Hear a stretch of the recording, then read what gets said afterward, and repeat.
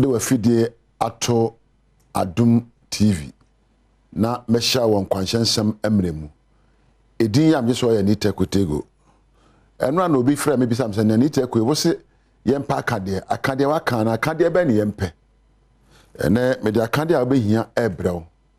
sɛ nda so sa wo hia akade bi mebɔ no poto kasem na sa kanetwi kasem ye frɛ bi knowledge so obesua de na onye suahunu knowledge na nya de suan keke so obesua de ate asem a wo sua na ase to so me no confidence so onya kuduro na odi gina ko ano babo ye oko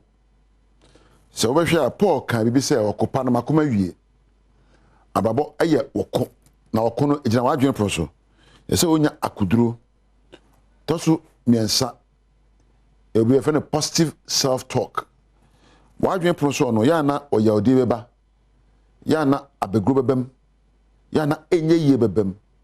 ya na empobufu bebem se wo sakra mu na odwen adwen a eni wo nyina abobra sawere ho ba hye kran dabi awere ho mfata me bufu ba dabi wani je se oya positive wadwen pro so no kan samu a esafata wadwen pro so enan if we be emotional intelligence atinkam po se wo po atinkam no a whole subject all together dan kwa ma mekire eno na ye nan de to so num adaptability se obesua se de be ya ensuo ba obegina mu a wonde wo na wo wia so ba obetimi so agina wo wia no a enhye wo ye na adaptable oni pass se wo sua se de be a abribia no be sakra abrabo mu na de betu bi wagina no na bibi se resilience wadwen po so se wo hye wadwen mu kete na kena na de be ya se me wentimi mu nkam so na de to so biom ye na develop a growth mindset when ade a we bia no wadwene what we call mindset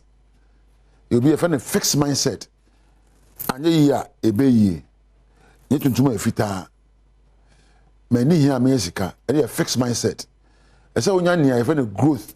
se anye yi mpo a me de weni we ka ho abeyi enti no se wonya akade bia wo be hye hu kran no aka se adan na mesemre na ma kire obi asem de medimu wo mra metimi asemre na ma kire me ame ho se medimu ebium so wo growth mindset na wo nipa bi obeyi o mafro abrabom na wo nipa bi o de o meka abrabom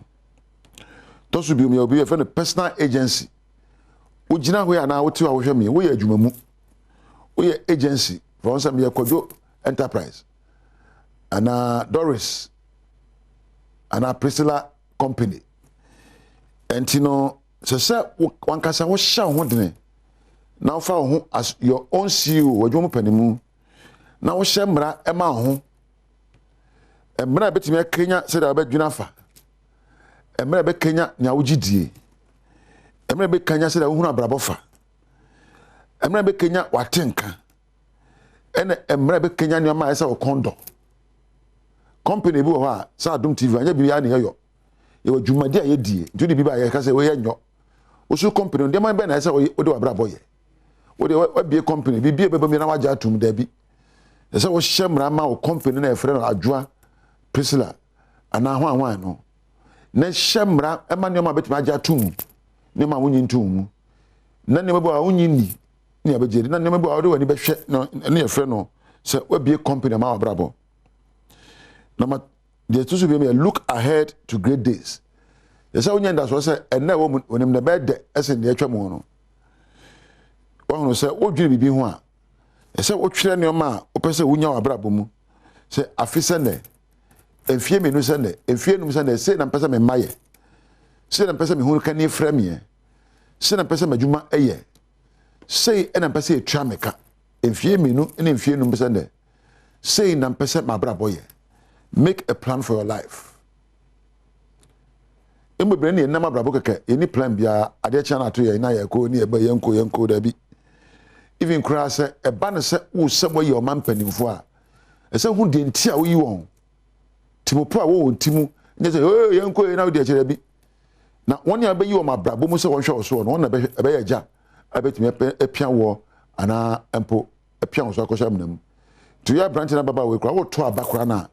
ese obisa ho nsem se de enti na meto abai enye yenko na akoto na yedi na yedi agyaw da bi ese utimi nyansa eni hwehunu wankasa to ababa ho se me so me yo mampani mama brabo me yo mama me to abama me ho na ma ye projects ama me ho ma ye hihye ama me ho na control what you can enye na manyina na betimi ayo ne ma ye bebre yabemu bu ne se bibia ye pese ye bi na anye yi ane yabemu abu da bi enye na manyina na obetimi ayo. You cannot control everything, but you can control some things.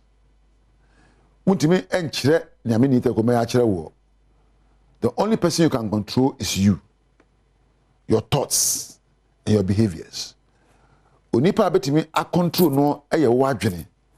Ene ususue no usuban. Enti no enya wo se we wiase nyina ageman. Na waje abo so obo. Na fa na yi dabi.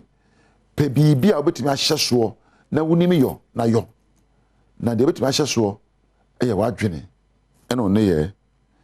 kura no se woda no wani magidie ene nyamesuro na no bi so obisa de na ka tete abosomsomfo no na ohunu ni so de hunu e de safata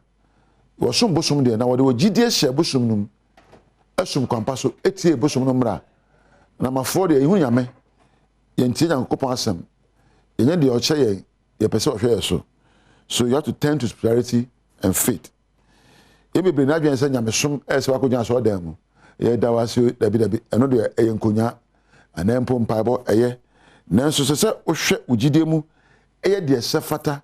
edi na akwa so na okra eno susum amen ebiom wadwen pon so no obibi baba so a ensem fata